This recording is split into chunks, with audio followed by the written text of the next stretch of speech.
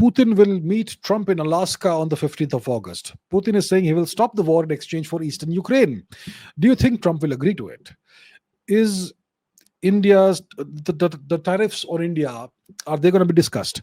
This is a major summit. I think this will change geopolitics. Your thoughts on this summit? Will it be successful, or will it fail? And Pradey says Trump Putin to meet on 15 August in Alaska, halfway between Moscow and Washington. Beyond optics, what geopolitical calculus does this location and timing signal in the current US Russia dynamic? So it looks like it's going to be Alaska, somewhere in Alaska. Now, if you look, okay, we haven't opened the map today. So let's go to the map and let's take a look at Alaska. Let's take a look at Alaska. Yeah, here we have it. Okay, let's go eastwards. So if you look at Russia's far east, we're looking at the far east of Russia. This is Kamchatka over here. And then you have the Bering Sea, the Aleutian State. And further east of Russia, you have Alaska. And Alaska used to be a Russian territory. Long ago. It used to be owned by Russia. And Russia sold it to the United States. So this is a territory that is now owned by the US, but it's a formerly Russian territory. So that's the deeper historical significance of Alaska. It is something that has both Russian and American, that sort of connection, right?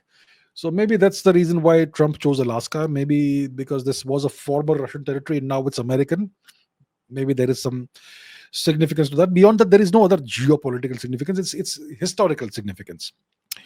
So yeah, there is no other geopolitical calculus to using this location. Timing, I don't know. Maybe it's a mutually acceptable date, August 15th. I don't think it has anything to do with India. Because as we know, August 15th is India's Independence Day, the day we got dominion status from the British. So now, the question Amisha is asking is, Putin is saying that he will stop the war in exchange for eastern Ukraine.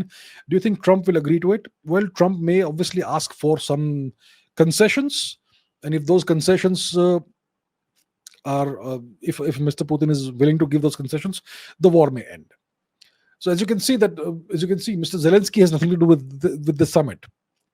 And let's say that the US and Russia agree to something, that we end the war if this happens. But what if Mr. Zelensky says, no, I will not agree to it? Then what if the EU nations support Zelensky and disobey Mr. Trump? So there's plenty of complications that could happen. There are plenty of potential complications to, even if there's an agreement that is reached between Mr. Putin and Mr. Trump. Will India's tariffs be discussed in this? Most likely not. This is about Ukraine. This entire meeting, the entire agenda is going to be Ukraine, ending the Ukraine war. Trump is desperate to end the Ukraine war. He wants a Nobel Peace Prize no matter what happens. And if he successfully ends the Ukraine war, well, then he will say that now I'm going to go to Stockholm and get the prize for myself. Even if the Nobel Committee doesn't give it, I'm going to go to Stockholm. I'll take it. So Trump is desperate to end the Ukraine war. He has been saying that he has ended so many wars and whatnot, allegedly, right? And Putin will have his demands. So once again, let's take a look at the map. How much of Ukraine does Russia currently control is the question. So if we look at Ukraine, Ukraine is over here, north of the Black Sea. So roughly a quarter, between a fifth and a fourth of Ukraine is currently controlled by Russia. And it is possible that just before the summit happens, Russia may potentially take more territory just to have a stronger negotiating position. That is certainly possible. So what exactly does Eastern Ukraine mean? That also we will have to see. What does Mr. Putin mean by Eastern Ukraine? So as of now, right now, that's the situation in Ukraine. Russia controls about between a fifth and a fourth of the territory of Ukraine.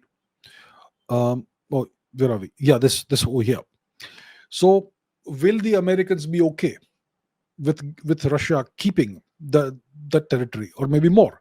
Mr. Putin may even say that, you know what, we don't control this much portion of it, but we want this and this and this also. And Zelensky will have to give it to us, even though we currently don't control it. That also is something that Mr. Putin may ask for. Why not? If you want to negotiate, you've got to negotiate hard. Uh, so, what do I think? Will the two leaders, Mr. Trump and Mr. Putin, be able to negotiate an end to the Ukraine war on August 15th? This meeting in Alaska, we will have to see. We'll have to see. I think it's less than 50-50. I think it's very difficult to to bring about a negotiated settlement of the war without involving Mr. Zelensky, because Mr. Zelensky has been pushed on a pedestal and transformed into this very big figure. So even if Mr. Trump and Mr. Putin agree, Mr. Zelensky may refuse to cooperate. Then once again, Trump may say, I will stop sending aid to Ukraine. Then the EU may also say that, you know what, we will keep on aiding Ukraine. There's so much complications that could happen. So I think right now it's difficult to see this war ending that soon. You may need multiple meetings and multiple sets of negotiations, maybe an ongoing negotiation for a few months, perhaps at least a few weeks, and that would potentially involve more than just the US and Russia for this war to end. So I think this could be the beginning of that sort of process. Now, once again, about the location. Why not a location in Russia? Why is this meeting happening in Alaska? Why not in Kamchatka in Russia? Has Mr. Trump refused to visit Russia? I mean, what is the deal behind that? And why has Mr. Putin apparently agreed to Alaska? We will have to see why that is the case. Obviously, if Mr. Putin visits the US on a state visit, on an official visit, the Americans can't do anything to him. Yeah, but it's interesting.